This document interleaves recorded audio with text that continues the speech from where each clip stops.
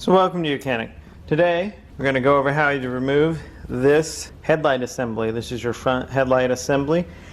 With the bumper removed, we can now remove this headlight assembly. Now there's a couple of reasons why the bumper needs to be fully removed. I mean, you can get this bolt without removing the full bumper. We can get this bolt. This one we can get without completely removing it. But a portion of the bumper goes through here, a holding bracket, and you got to remove all of this. You also have to pull this whole headlight out, and so you're not really going to have any space without removing the whole bumper. You might be able to take half of it down, but it's just so much simpler. Take the whole bumper off, and we've got a video on that. There's also one push pin that needs to be undone over here, so we'll go ahead and undo that. A little screwdriver or a pick, pull that push pin out. So that's been removed. Then we take this bolt out here, this bolt here, this bolt here, and this is a clip with the screwdriver on it.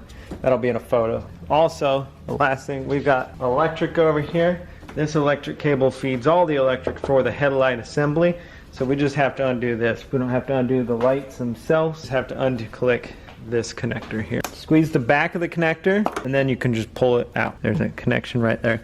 I'll get that in a photo for you, and just pull that out. So all the electric is unhooked that we're going to need to unhook. Then we'll just go ahead and take these bolts out. Alright, and then we've got one clip up here which is just a screw clip, push pin clip, but you just kind of screw it backwards and then you can pop it out. Pull the rest of the pin out. You'll just be able to pull this hole, and that's how you remove your headlight assembly on your Mazda 3 in case this is broken or damaged. And then we'll go over how it goes back in a bit. Thanks for watching.